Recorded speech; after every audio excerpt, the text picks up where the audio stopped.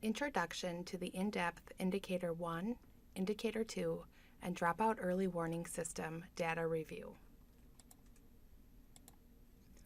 All students deserve to graduate from high school feeling hopeful about their future and ready for further educational opportunities in the workforce. It is our mission to prepare Wisconsin students to become contributing members of their communities and the world by connecting youth to the resources necessary for a successful transition. For students with disabilities, this can be accomplished with comprehensive advanced planning for life after high school. Former Superintendent Tony Evers. Henry Ford, American industrialist and inventor, noted that if you don't measure data, you won't improve. Using data leads to change for school districts. This webinar will provide an overview of Special Education Indicators 1 and 2, as well as the Dropout Early Warning System.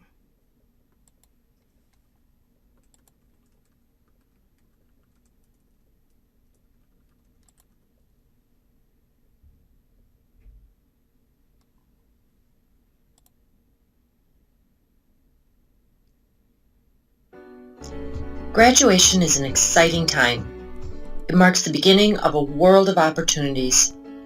It opens doors for careers, more achievements, personal growth, respect, and independence. Unfortunately, not all of our students will see this new beginning. Not all of our students will graduate. Statistics from the Wisconsin Department of Public Instruction WISE portal show large Graduation is an exciting time. It marks the beginning of a world of opportunities. It opens doors for careers, more achievements, personal growth, respect, and independence. Unfortunately, not all of our students will see this new beginning. Not all of our students will graduate. Statistics from the Wisconsin Department of Public Instruction WISE portal show large gaps between two groups in relation to graduation. The first group is based on race or ethnicity. When looking at the 4-year and 5-year cohorts, we can see the different graduation rates for students receiving a regular diploma. One would hope that these would all be fairly close, but as you can see, this is not the case.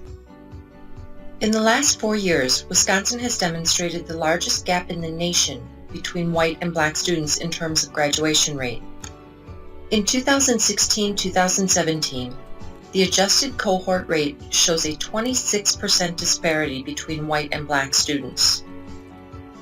The second largest gap is between students without disabilities and students with disabilities. The 4-year cohort shows a gap of almost 24%. The 5-year adjusted cohort rate is a little better, but still shows a gap of 17.5%. So not only is there a large gap, but many students with disabilities that do graduate tend to take more than 4 years to do so, almost 8% compared to just over 1% of students without disabilities.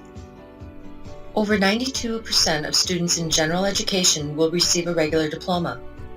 Unfortunately, only 68.5% of students in special education will receive a regular diploma. The number of students that will continue to pursue high school completion, taking more than 4 years to complete high school, is 6.5 times greater for students with disabilities. In addition, twice as many students with special education services do not continue to pursue high school completion at all.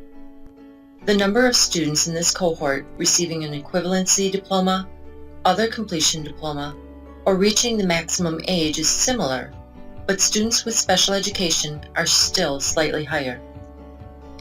This gap is also reflected when we look at Wisconsin's dropout rates. Our largest gap is again between white and black students. Almost 6 times as many black students drop out compared to white students. When viewing dropout rates of students with and without disabilities, we see that the number of students with disabilities that drop out is more than twice that of students without disabilities. In comparison, just over 1% of students without a disability will drop out, while almost 2.5% of students with a disability will drop out. So what can we do, and what does this mean? By working together, we can increase our graduation rate for all students. Increasing our graduation rate by just 1% could mean 50 new jobs for our students, an additional $12.4 million in earnings, $2 million in additional federal tax revenue, and $960,000 in state and local tax revenue. 1% could also result in $16.6 million in savings on healthcare, and it could spark the economy with an additional $9.4 million in consumer spending. So yes, graduation can mark the beginning of this great new world of opportunities for our students. We want every child to succeed, college and career ready. You may ask, what can educators do to increase the graduation rate and prepare all students to be college and career ready? There are several evidence-based practices to support students with disabilities in Wisconsin. These include collecting Indicator 14 data annually to monitor college and career readiness of exiters, reviewing the Dropout Early Warning System to identify students who may be at risk of not graduating, completing a graduation rate improvement plan and/or a transition improvement plan to identify areas of need and plan targeted interventions, and tracking individual students through progress monitoring to ensure targeted interventions are appropriate and supporting the student's needs. While we help students work towards their diploma, post-secondary education, career, and independence, we need to look at providing equitable opportunities and closing the gaps. Remember, graduation impacts everyone in our community.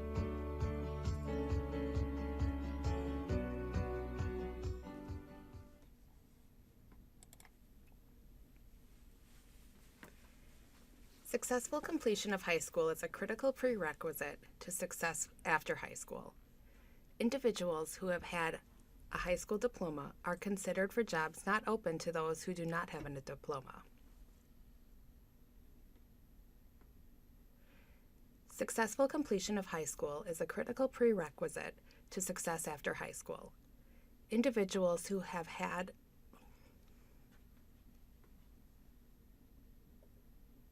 Successful completion of high school is a critical prerequisite to success after high school. Individuals who have a high school diploma are considered for jobs not open to those who do not have a diploma. Many post-secondary education or training opportunities require a high school diploma. Students who do not graduate from high school usually experience lower rates of employment, lower incomes, and higher rates of incarceration. Generally, students with disabilities have lower high school completion rates than their classmates without disabilities. In public health policy, we often focus on changing healthy behaviors such as diet, smoking, and drinking.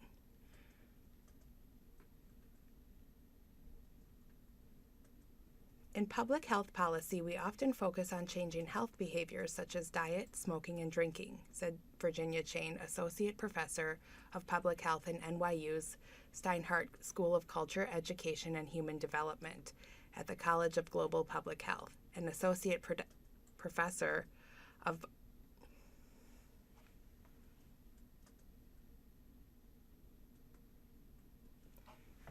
The disparities in mortality across different levels of education widened substantially over time.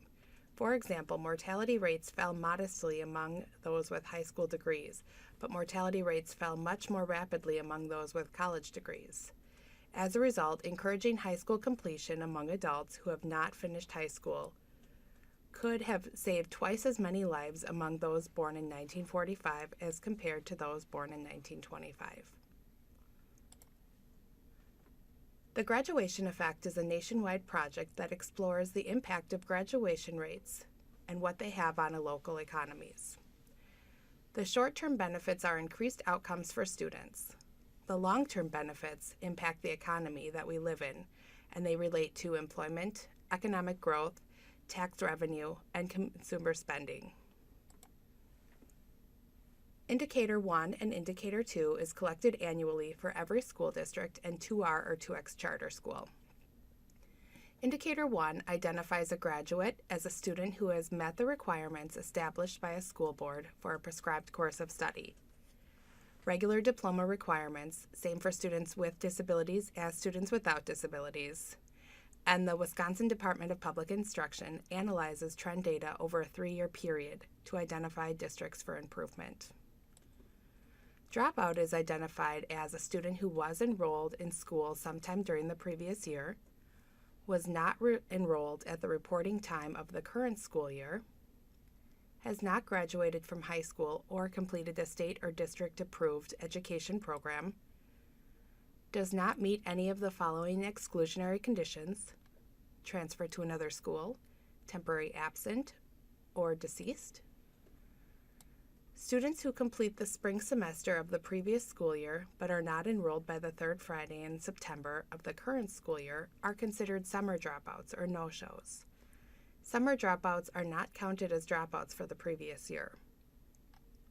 A dropout would be counted for the current school year if a student is not re-enrolled by the count date of the following school year.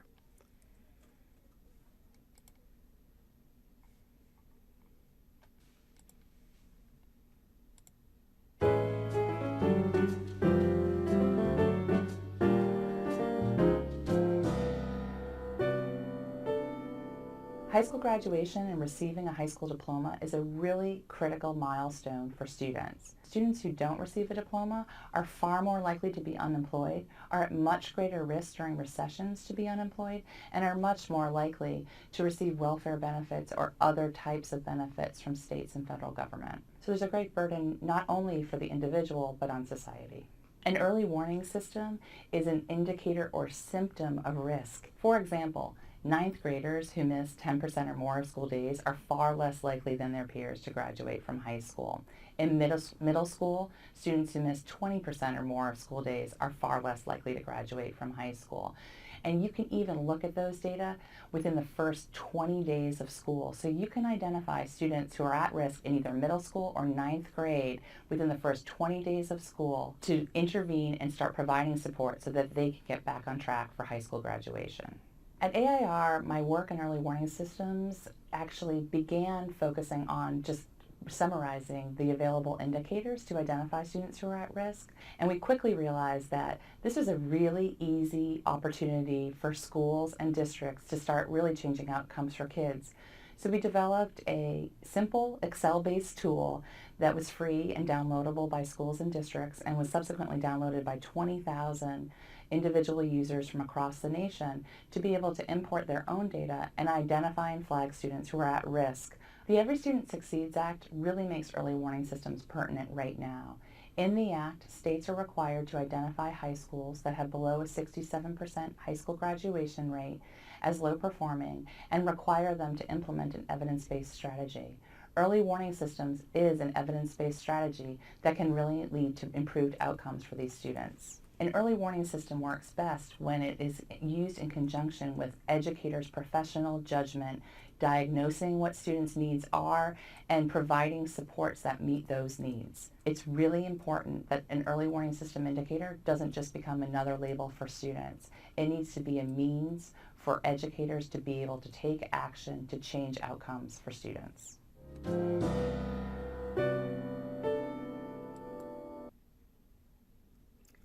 Dropping out of high school is a serious and persistent problem and is a process, not a moment in time. This was identified from dropping out of high school is a serious and persistent problem and is a process, not a moment in time, as explained from AIR. Early predictors of students being at risk of dropping out can be measured as early as 6th grade. Being able to identify students who are at risk of dropping out and why can allow teams to identify sound and evidence-based interventions.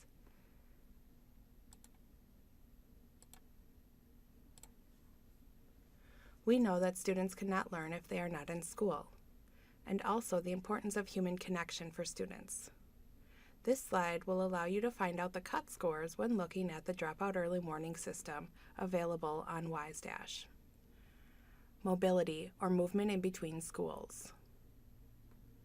Discipline, days removed from school or instruction, attendance, and finally, assessment.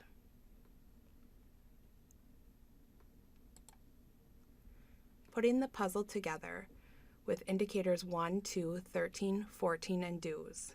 Let's talk about how this student data comes together to gain a deeper understanding of students and the services that we provide them. Indicator 1 looks at graduation rate for special education students. Indicator 2 looks at dropout rate for special education students. Indicator 13 is robust transition planning. Indicator 14 allows districts to look at post-school outcomes for students with disabilities. DEWS, or the Dropout Early Warning System, is part of WISE 2.0 and identifies students who are at risk of dropping out of high school as a tool for providing interventions. These warning signs include, as previously shown, attendance, mobility, grades, and performance on statewide assessments. These indicators and data are interconnected as they all look at outcomes for students. Robust transition planning directly leads to increasing graduation engagement in employment and education and training. Indicator 1, 2, and DEWS are related to graduates' post-school outcomes because if students are not coming to school and are at risk of not graduating, they are not receiving transition services. In addition, the Business Insider reported that students who do not graduate high school earn on average $8,000 to $10,000 less per year than their peers who did graduate. Our focus today, however, is Indicator 1 and 2, as well as digging into the Dropout Early Warning System. Digging into your Indicator 1 and 2 data can allow your team to identify students who graduated from high school and students who were indicated as dropouts, as well as students who are currently enrolled and at risk of dropping out. Understanding these data points and how they work together can help improve outcomes for students both with graduating high school as well as meeting their post-secondary goals. As you are reviewing your data, the team will work together to identify who are the students who graduated, who are the students who dropped out, what are the strengths and needs of the students who are currently enrolled, who are our current students who are at risk of not graduating, why are these students at risk, and what supports are needed or what supports can we provide them.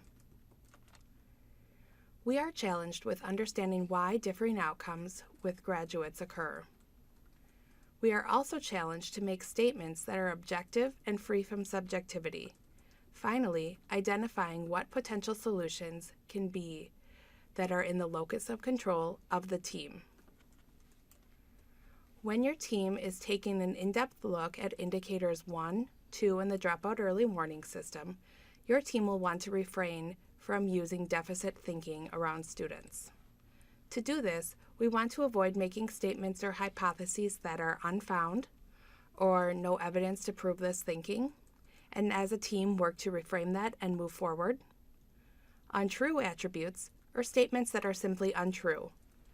And finally, unalterable attributes, things that we cannot change and are outside of our locus of control. We need to focus on identifying supports for students that we have control over. Using data to drive interventions allows teams to make decisions based on specific student needs. Utilizing the Wisconsin Graduation Rate Improvement Planning Tool allows teams to identify evidence-based practices to drive these interventions. You have access to your Indicator 1, 2, and the Dropout Early Warning System data on District WISE 2.0. A guide to dig into historical data and current data, as well as working with the team to reflect on students, has been provided to you by your TAKE coordinator. Thank you for using student-level data to improve outcomes for students in our state.